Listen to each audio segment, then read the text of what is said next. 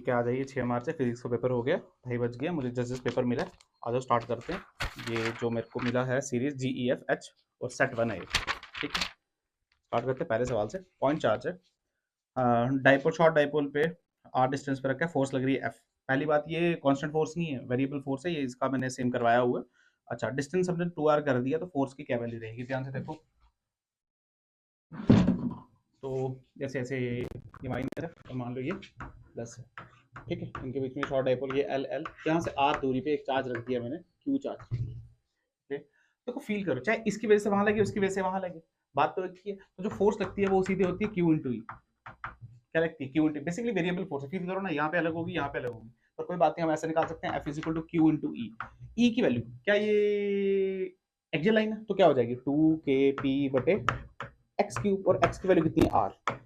अब कुछ नहीं है, उसने R को क्या कर दिया, ट्वाइस R कर दिया, यानी F डैश की जो वैल्यू होगी वो होगी कि 2kp बटे 2R का होल क्यूब, या मैं सीधे लिख सकता हूँ, अगर 2R का होल क्यूब तो मैं सीधे लिख सकता हूँ, ऐसे लिख सकता हूँ 8 और साथ में लिख सकता हूँ R क्यूब। अगर आप ध्यान से देखो तो F dash is equal to F बटे 8, तो यानी फोर्स 8 गुना कम हो जाएगी। इसका बी ऑप्शन है। क्या ऑप्शन है इसका? बी। ठीक है, वेरिएबल वाला था, इसमें कोई खास बात नहीं है, सेम करवाया हुआ है मैंने।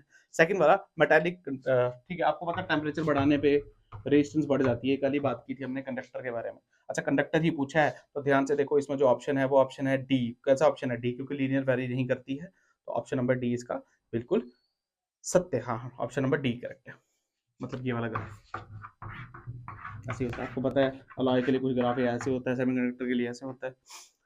ठीक है, potential difference across a cell in an open circuit 8 volt, it falls to 4 volt, current charge आ रही है, इंटरनल रेजिस्टेंस आपको पता है, V डिस्चार्जिंग का केस है, तो सीधे फॉर्मूला लगाएंगे V is equal to E minus IR। तो ध्यान से देखो, ये दिया, ये दिया, ये दिया, इसमें कोई खास बात नहीं थी।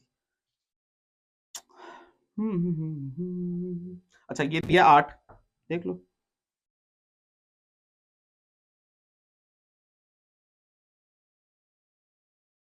अच्छा, ओपन सर्किट है ना, ये 8, ये 4 हो जाता है, तो जब करंट कितनी जाती है 4, तो फील करो ना यार, 8 में 4, 4 अगर होना है तो R की वैल्यू तो 1 ही जाएगी।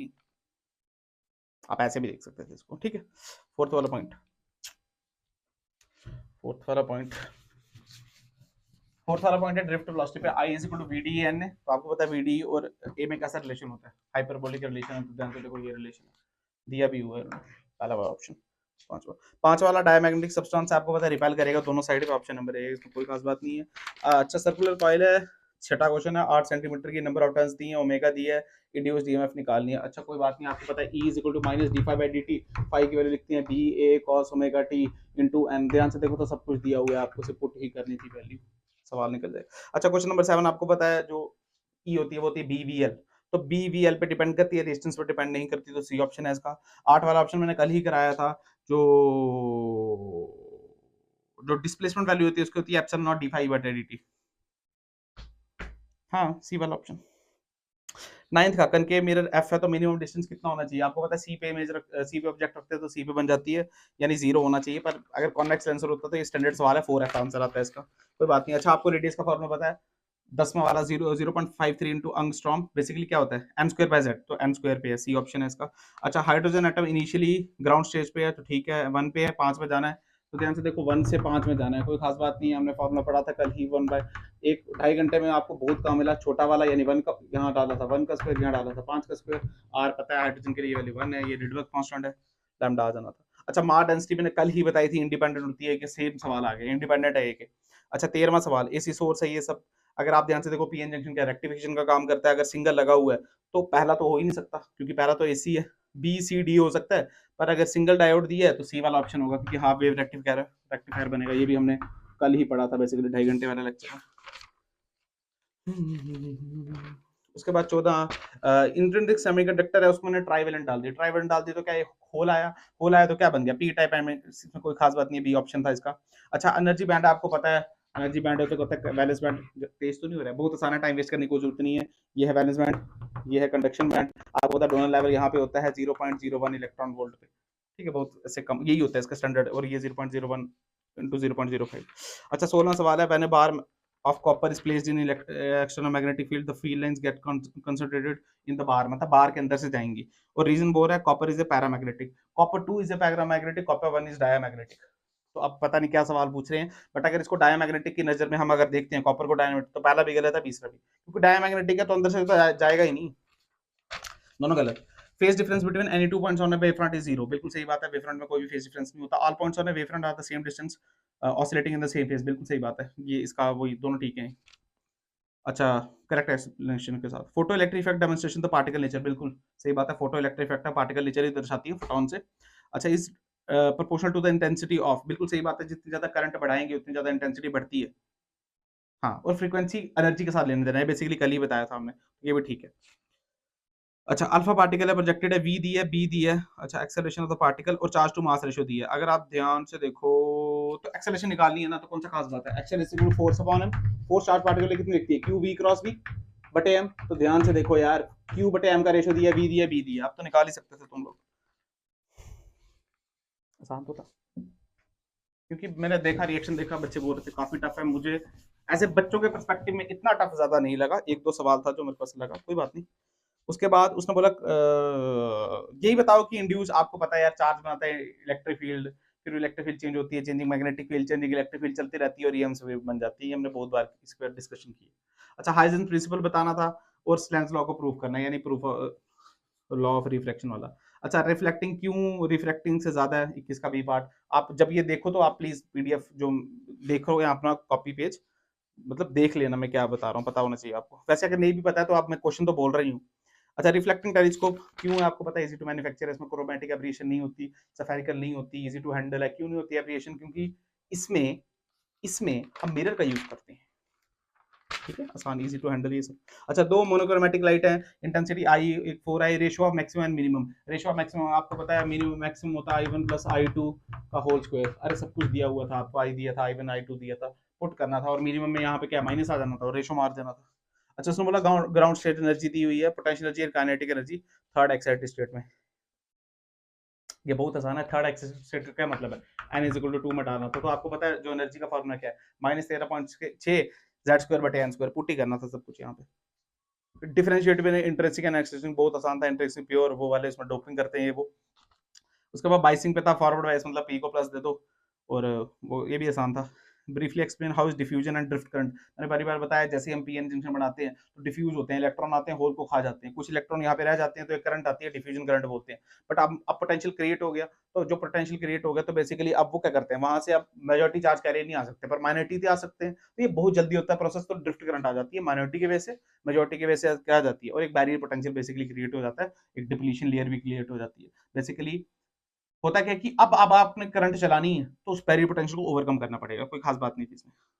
हाँ ठीक है, वही वही सब दिया हुआ है।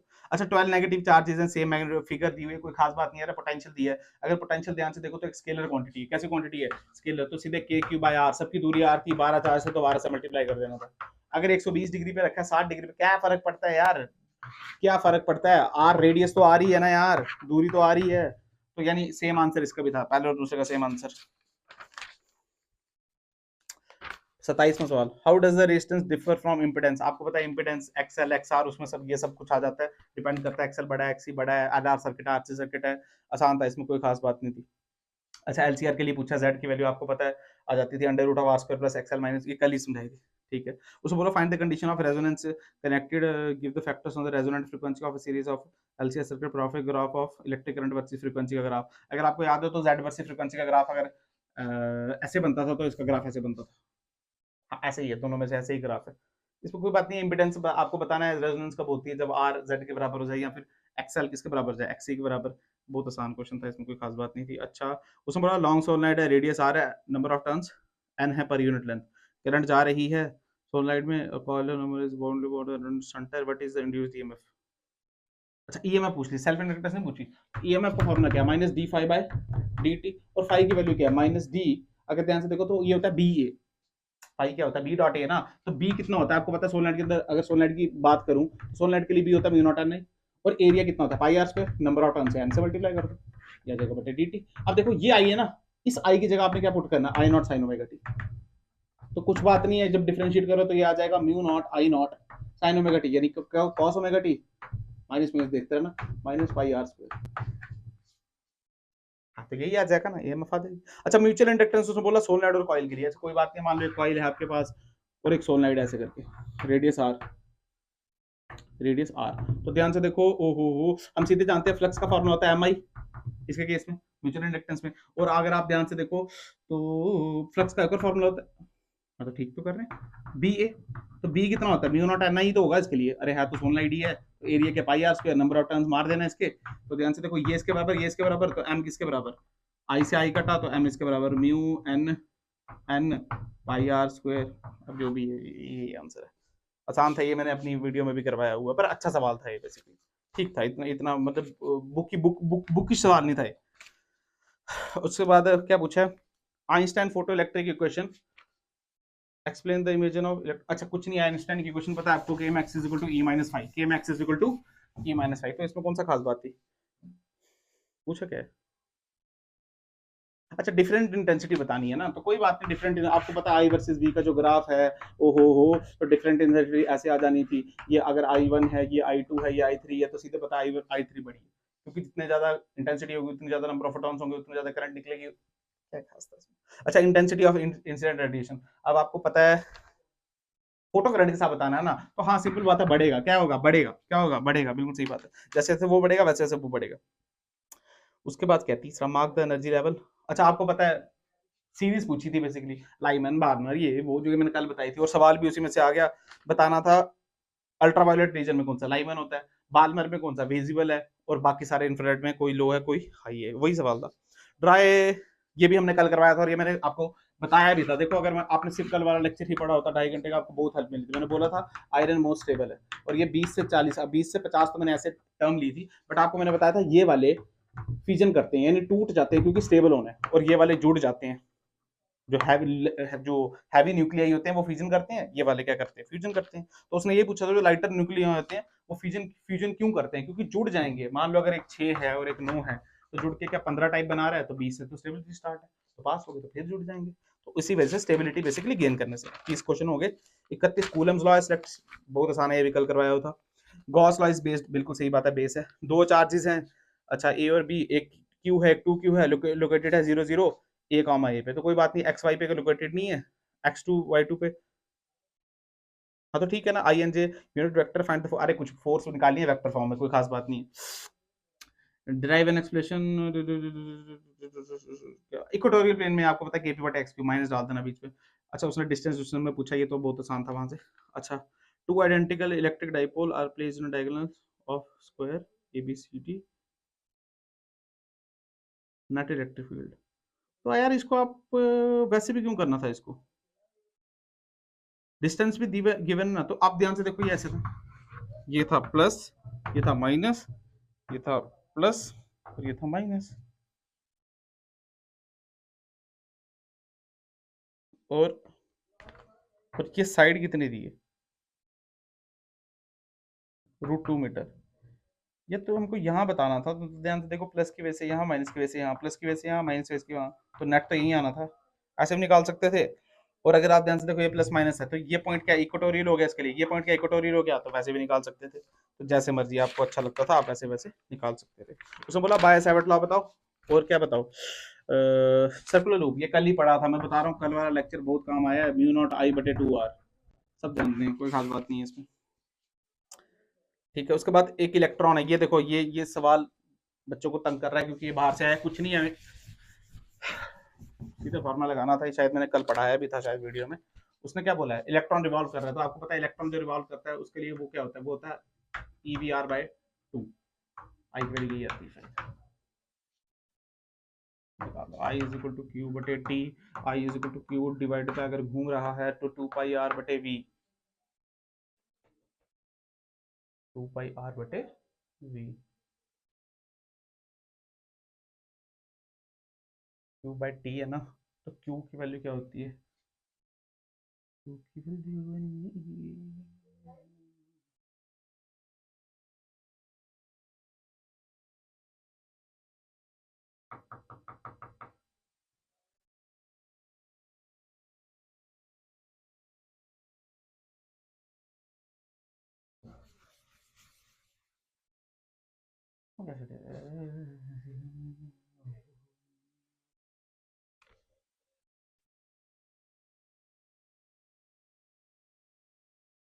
फॉर्मूला डिराइव पता नहीं कैसे करना है, पर फॉर्मूला है यही, मुझे रटा हुआ है ये फॉर्मूला। ई पता है, वी पता है, आर पता है, बटे 2, यही होना चाहिए यार।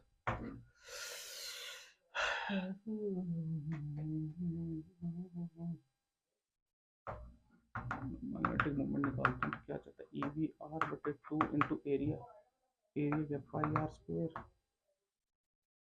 करंट क्या है क्यू बटे टी, तो ये हो जाएगा N E T into pi are square, T क्या होता है 2 पाई आर बटे वी, तो पाई से पाई कटा, एक आर से एक आर कटा, छोटा बड़ा चलता है, तो ये आ गया ई वी आर बाई 2। अरे ये एम का फॉर्मूला, सॉरी ये फॉर्मूला लगेगा, ई वी आर बटे 2, ये तो एम का फॉर्मूला है, ये तो किसका फॉर्मूला है, एम का, तो कोई बात नहीं, m is equal to I into A. ध्यान से देख एम का फॉर्मूला क्या है, ई वी आर बटे 2, यहाँ से भी निकाल सकते हैं डायरेक्ट, इज इक्वल टू आई, और एरिया का फॉर्मूला क्या है, पाई आर स्क्वायर। तो ध्यान से देखोगे आर से आर कटेगा और कुछ कटेगा क्या, आई इज इक्वल टू क्या बचा, ई वी 2 पाई आर। तो ठीक है ना यार, यही होगा फिर, E V divide by 2 pi R. यहाँ से भी देखो ना, I is equal to Q बटे टी, तो क्यू टी क्या है 2 पाई आर बटे वी। अब तो हाँ, तो ठीक है, एक ही बात है, क्यू और ई, हाँ तो ये वाला फॉर्मूला लगाना, ये बात लगाना, सॉरी ये मैग्नेटिक मोमेंट का।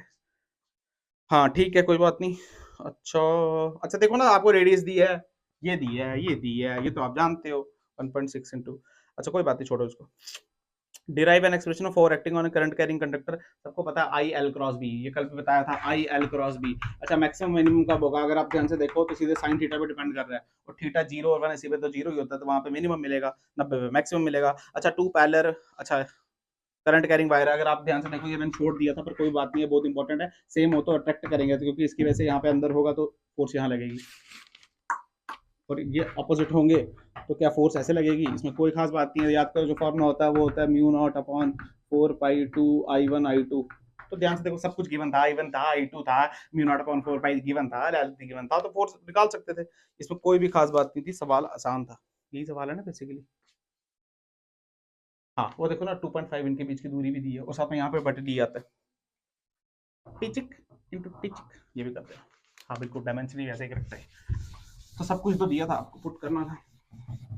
उसके बाद write 2 points of difference between an interference pattern diffraction. अरे बहुत आसान है, आपको पता है डिफरेंशियल पैटर्न में जो इंटेंसिटी का ग्राफ होता है, ओ हो, ये मैंने कल भी बात बताई थी, आप सिंपल इसका ग्राफ ऐसे ऐसे धीरे धीरे बढ़ता है, इसका सेंटर मैक्सिमम बड़ा होता है, इसका ग्राफ ऐसे होता है, टिचक टिचक टिचक टिचक टिचक सीधा होता है, ये बता सकते थे। इसमें सेंटर, उसमें क्या होता है, जो फ्रिंज विड्थ होती है वो बराबर होती है, इसमें सेंटर राइट बड़ा होता है, इसमें 100 बातें लिख सकते थे इसमें, ठीक है। उसमें 2 स्लिट होती हैं, इसमें सिंगल स्लिट होती है। अच्छा name any 2 factor on the fringe width in young double slit, depends, अरे बहुत फैक्टर है, एक फैक्टर थोड़ी है।